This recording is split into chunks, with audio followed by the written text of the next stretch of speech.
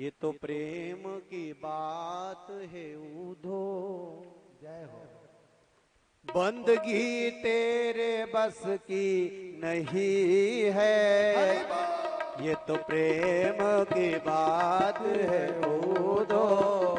बंदगी तेरे बस की नहीं है, तो प्रेम की बात है उधो। बंदगी तेरे बस की नहीं है। यहाँ सर्द के होते हैं सौदे, यहाँ सर्द के होते सौदे। आस की तेरे बस की नहीं है, ये तो हरि बोल।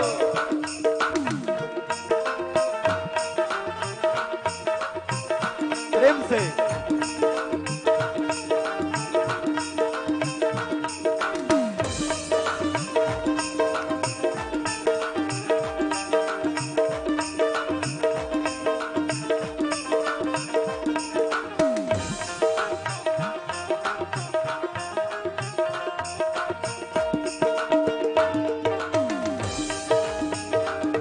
और प्रेम वालों ने कब वक्त पूछा, प्रेम वालों ने, प्रेम वालों ने, प्रेम वालों ने कब वक्त पूछा, उनकी पूजा में सुन ले रे उधो। प्रेम वालों ने कब वक्त पूजा, उनकी पूजा में सुन लो रे उधो।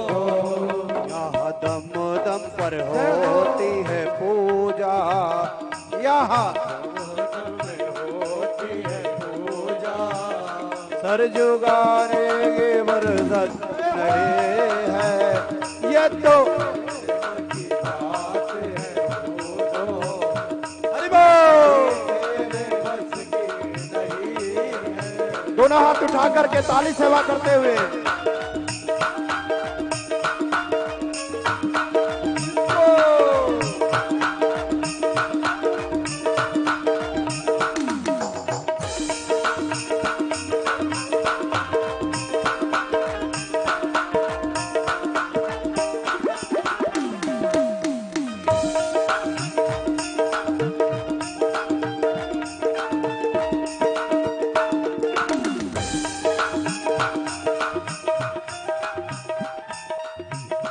जो असल में है मस्ती में डूबे, उन्हें क्या परवाह जिंदगी की। जो असल में है मस्ती डूबे, उन्हें क्या परवाह जिंदगी की। जो असल में है मस्ती में डूबे, जो असल में,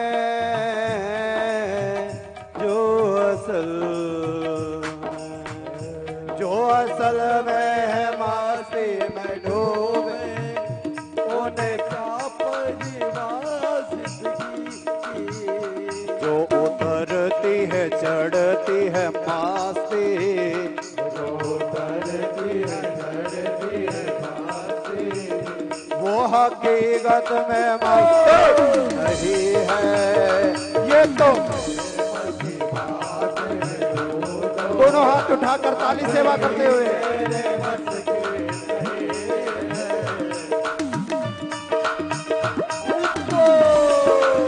प्रेम से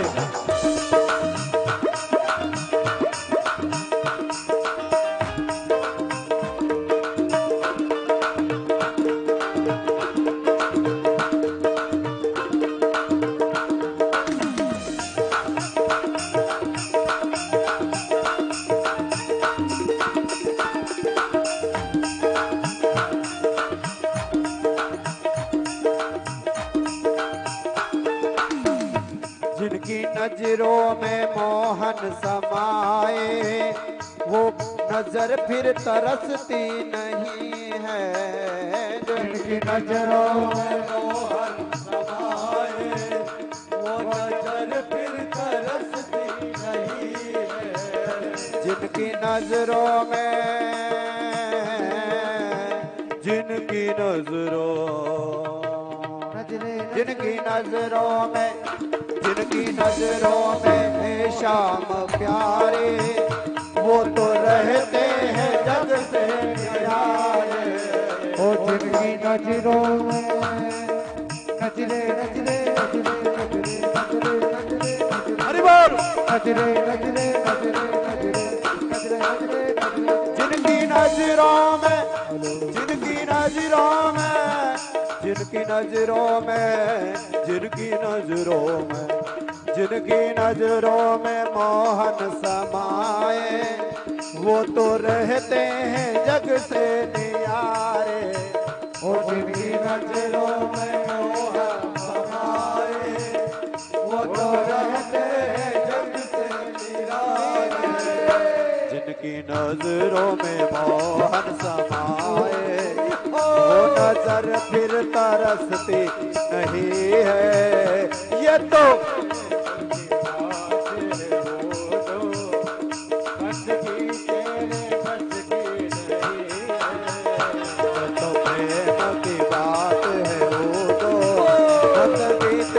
बस की नहीं है, बंदगी तेरे बस, बंदगी तेरे बस की नहीं है, बंदगी तेरे बस की नहीं है, बंदगी तेरे।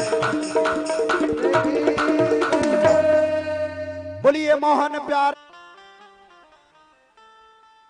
ढाई अक्षर प्रेम का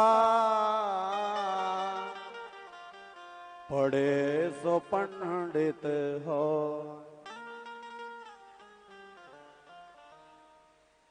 ज्ञान बजाई दुमदुबी और प्रेम बजायो ढोल। महाराज भंवर गीत गा करके समझा दिया। गोपियों ने समझ में आ गया, कन्हैया के पास आए, चरणों में गिर गए, कहते हैं कन्हैया तेरी कृपा है गोपियों के ऊपर।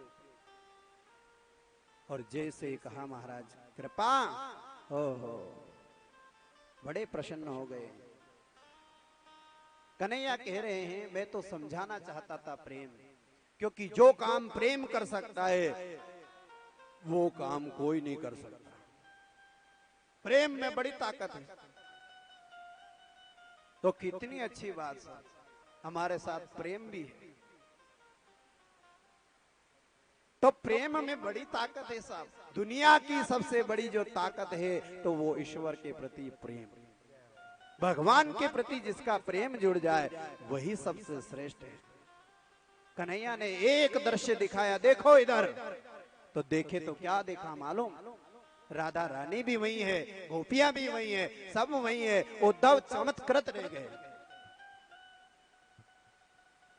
श्याम झूले हनुमत झूले, झूले शंकर त्रिपुरारी, राधा रानी झूला झूले ओढ़े चूनर कारारी।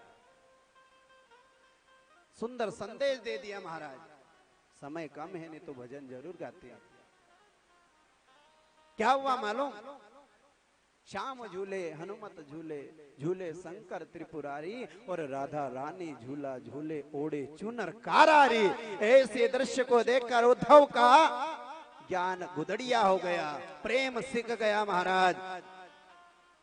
इधर जरासंध रोज आक्रमण करे, 17 बार आक्रमण किया, सब बार हार कर घर भाग गया। 18वीं बार ब्राह्मणों को अनुष्ठान में बिठा कर आया, ब्राह्मणों को संकल्प देकर आया, ब्राह्मण देवताओं इस बार जो हार गया नहीं, आते तुम्हारी गर्दन काट दूंगा। बेचारे ब्राह्मण सब डर के मारे अनुष्ठान करें। भगवान को दो स्थिति में याद होते हैं, एक डर से और एक प्रेम से। डर में ज्यादा याद आए जब घने जंगल में अपन फंस गए, आधी रात का समय, इधर से उधर से बहुत सारे जीव जंतु बोले, उस समय साहब हनुमान जी याद आए। कौन याद आए? जय हनुमान ज्ञान गुण सागर जय कपीस, प्रभु रक्षा करो रात्रि का समय, भगवान भगवान। महाराज डर में भगवान याद आते। ब्राह्मण सब भगवान को याद कर रहे हैं। इधर जरासंध गया, 18वीं बार मेरे कन्हैया ने विचार किया ब्राह्मण बलि चढ़ जाएंगे, इसलिए उन्होंने रण छोड़कर भागने का प्रयास किया। पीछे से बलराम जी ने कहा रण छोड़ कहेंगे, कन्हैया ने कहा एक नाम अपना चित चोर माखन चोर, एक नाम और बढ़ जाएगा रण छोड़, क्या फर्क पड़ जाएगा। बलराम जी ने कहा कन्हैया तेरी जैसी लीला। द्वारिका का पहले ही निर्माण कर दिया कन्हैया ने, सब गोप ग्वाल गायों सबको वहां पहुंचा दिया, सब लोग पहुंचे। इधर कन्हैया ऊंचे पहाड़ पर चढ़ गए, वहां से समुद्र में छलांग लगा दी कृष्ण बलराम ने। इधर द्वारिका में सब लोगों को पहुंचाया नहीं तो सब इधर उधर ढूंढे द्वार कहां है, द्वारे ने दरवाजा, द्वार कहां है, उनको दरवाजा ही नहीं मिले सब लोगों को, द्वार कहां है, द्वार कहां है, द्वार कहां है। इसलिए उस नगर का नाम हो गया द्वारिका। बोलिए द्वारिकाधीश की। द्वारिकाधीश द्वारिका में पधारे। इधर जरासंध ने विचार किया पहाड़ को अग्नि लगा दो, सबने अग्नि लगा दी महाराज। विचार किया कृष्ण बलराम जल गए होंगे। अब जरासंध ब्राह्मणों का भगत बन गया, रोज ब्राह्मणों को मालपुआ खिलाए, चकाचक रबड़ी खिलाए, ब्राह्मण सब अनुष्ठान करे।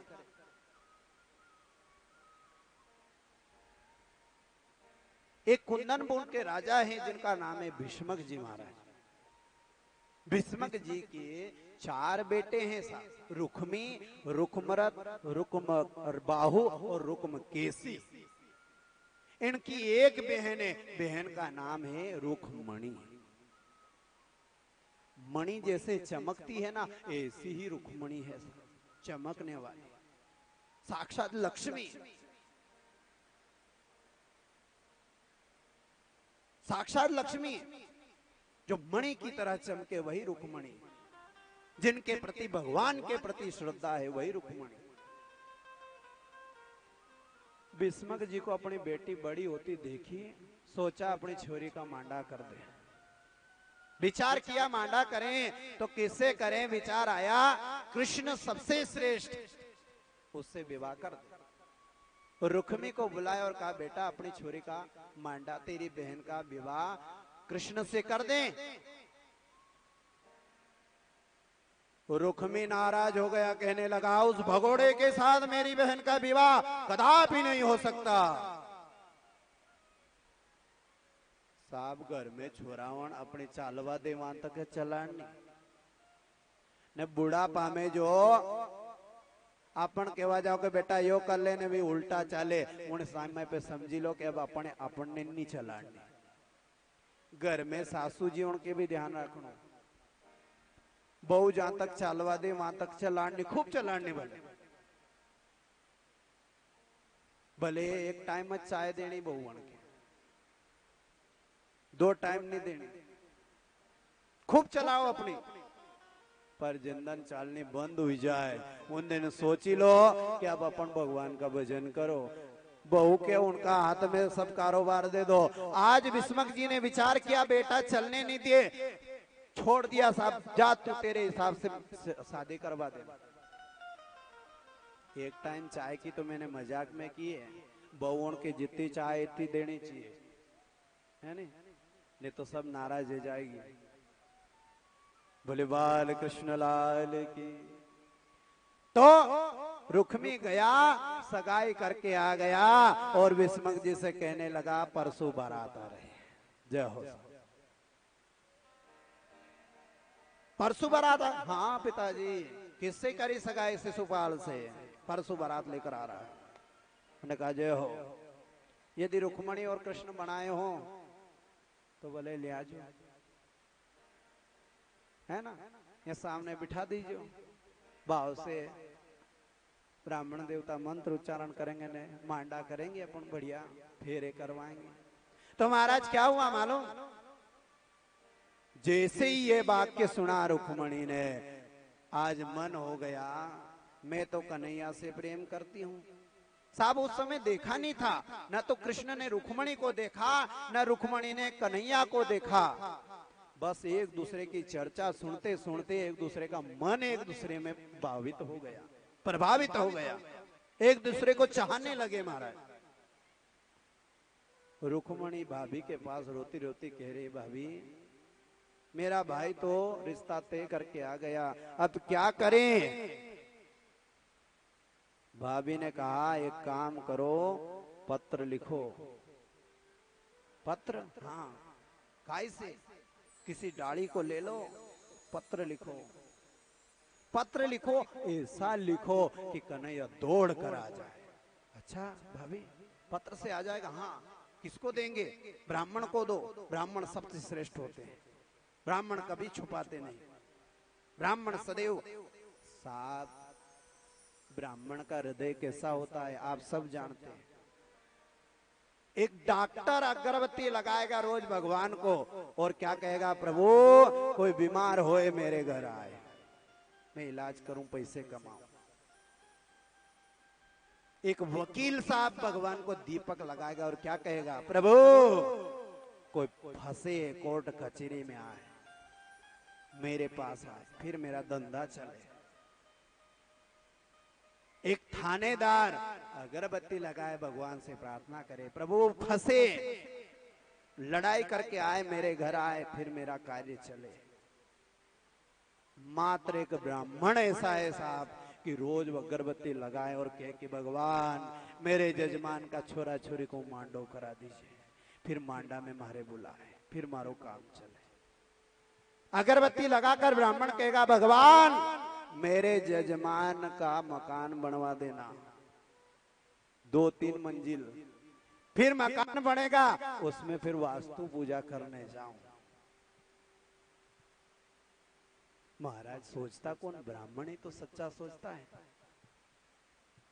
तो आज ब्राह्मण को पत्र देने की भावना बनाई और रुक्मणी ने पत्र लिखा।